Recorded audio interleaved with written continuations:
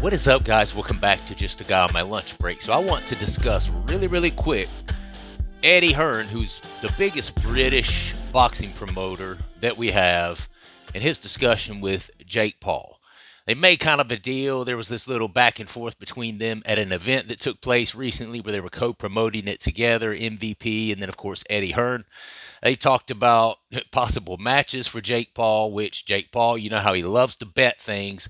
He wanted to make a bet that he would fight and beat any cruiserweight or any weight of any professional boxer with less than 10 fights that Eddie Hearn has on his roster and that he could put on the table. Jake Paul said that he would fight and beat any of them. You consider Tommy Fury a real boxer? Yes, but I'm not in terms of ability. But listen. But so what defines a real boxer? A real boxer is someone that is his journeyman, craft. like Andy Bishop, who's Andy Bishop? Exactly, but he's a real boxer, right? Yeah, but because anyone can go and get a professional boxing but what I'm saying license. is Usman does not qualify to give you any right to talk about you fighting for a world title, and nor does Tommy Fury actually. But I give you the props, I give you the respect. You're improving all the time, but the proof will be in the pudding. I don't believe. By the way, I've said that I think Jake Paul is better than some fighters, but I don't believe you will ever get close to being a world-class fighter. I believe that I would beat anybody on your roster that's under 10 fights. Anyone. Well, we can do that. Cruiserweight? Any weight. Literally any weight. Okay. So any weight. Any weight. Any anyone weight. under 10. Any weight. Perfect. I will beat anybody on your roster. I've got about 400 of them. Boxer. Chev Clark, 1-0, right? Boxed in the Olympics, didn't medal. 1-0, just had one professional fight. He's a cruiserweight. You can have him, and I'll tell you what, I'll even provide him. Well, actually, let me be careful on the price. I don't know. No, but I'm telling you, I've got 5. Let's do it. Yeah, Let's do it. okay, No problem. Okay. I already said I'm down. We're betting $1 million. I'm taking on anyone on your roster with under 10 fights. No problem. And that's right now too. Just wait to just give me a couple of years, bro. Ooh, I'm coming for your boy Canelo. Yeah, I'm coming for your boy Canelo. Okay. That's on God. Look, I don't think he minds that fight. Now, the discussion really is less about that because I don't really think that's going to happen. I don't really think Eddie Hearn has the money and the gumption to put his name on the line and put one of his fighters out there to possibly get slept by Jake Paul. Okay, I don't think that's going to happen. But then at the end of the video, of course, you see the part where Jake Paul says 2 years. I'm telling you, Canelo Alvarez. I'm taking Canelo Alvarez. And listen, Eddie Hearn's response was, well, I don't think he'll mind that fight. And to be fair, Canelo has not said no to the fight. But Jake Paul has talked about on podcasts that people hate on him. You know, they hate on him for fighting people who aren't boxers. They hate on him for fighting people that are smaller. They hate on him for fighting people that are less skilled in the boxing ring. But then they'll turn around and hate on him for calling out the best boxer ever in history in Canelo Alvarez, or one of the, right? And no, we're not hating, bro. Nobody's hating on that.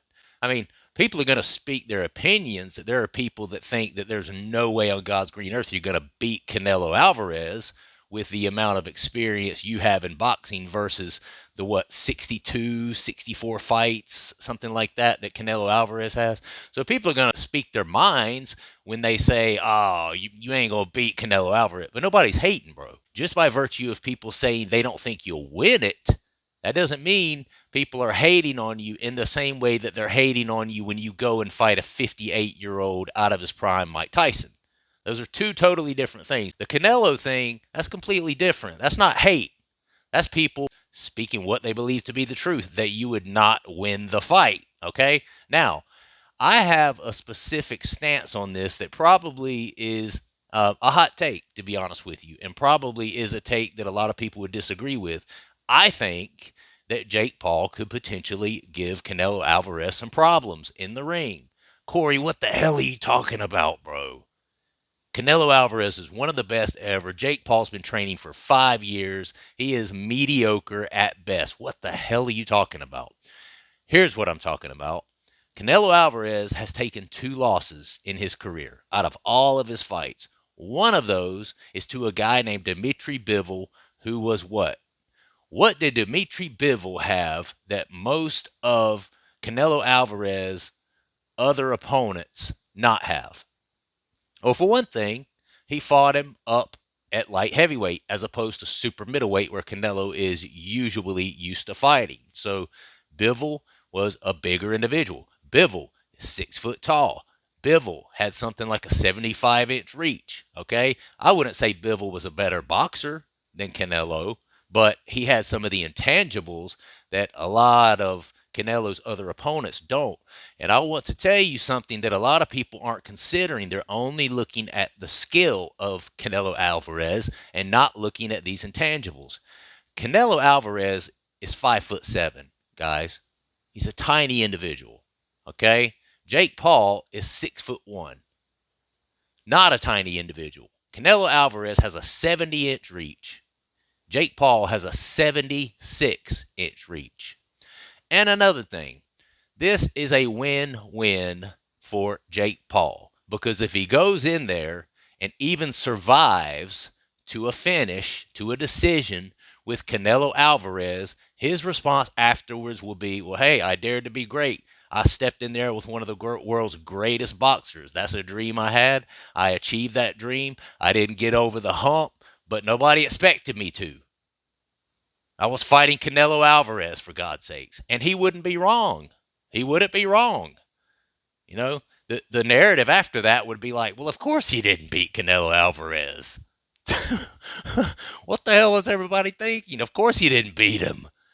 It's Canelo Alvarez against Jake Paul, right? But if he goes in there and because he's still cherry picking, okay? He just happens to be cherry picking the best guy on the planet right now, okay? And size matters, despite what your lady told you. Size matters. Just saying. Listen, Dimitri Bivol beat Canelo Alvarez because he had the reach, because he had the size, all those things. Now listen, I'm not comparing Jake Paul to Dimitri Bivol. There's no comparison. Dimitri Bivol would dog walk Jake Paul in a boxing ring. But size matters, okay? And if you've ever been in any sort of sparring exchange, whether it be boxing or kickboxing, I don't care who is hitting you, the weight of that person matters. It's different when you get hit by someone who weighs naturally 40 pounds less than you do. It's just a different feeling. And Jake Paul's been known to have a good, hard noggin. He seems like he could take a punch pretty well. I think that he could keep his jab out there and he could survive an 8-round fight if that's what they ended up doing, 10 rounds. I believe he could survive that with Canelo Alvarez. And he knows if he goes in there and he gets point boxed to a decision by Canelo Alvarez, all judges, let's say he loses 9 rounds out of 10. He still survived it. That's a win for him. He survived against one of the best boxers that the world has ever seen, and that will be the narrative afterwards. But if he goes in there, even lands a few jabs, even gives Canelo a little more trouble than people are thinking he's going to, that's a win for him. And I'm telling you, just based on the intangibles alone, it could happen. People are only looking at skills. Skills are not the only thing that pay the bills when it comes to fight sports, okay? When you got a guy who's 6 inches taller, that's literally a half foot taller than Canelo Alvarez. He has a half foot longer reach. He doesn't have to have a particularly awesome set of skills to be able to keep the jab pumping the whole time. And for Canelo to have a little bit of trouble getting on the inside of the bigger, larger, heavier, longer Jake Paul. I'm telling you, this is a win-win for him. Jake Paul knows what he's doing when he's making this call out. And I just want to if Jake Paul could hear my voice right now, I want him to know, no, bro, people aren't hating. There's a difference. People were hating when you fought Ben Askren. Okay, people were hating when you fought a 48-year-old Anderson Silva. People were definitely hating when you took on a 58-year-old Mike Tyson. If you taking on Canelo, it's not that people are hating. They just don't think you can beat him. They just think it's silly. Okay, those are two different things. I'm here to tell you, he's still being Jake Paul. he still knows, his team still knows that he has some intangibles that Canelo's other opponents have not had. Most of Canelo's other opponents have been smaller, comparable in size, sort of individuals as what Canelo is. Okay? He has not gone up against a lot of 6'1", walking around at 210-pound opponents. And Jake Paul's talking about doing this fight at 200 pounds.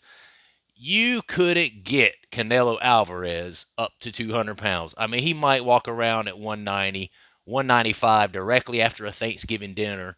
He's 5'7", guys. He's just a small individual.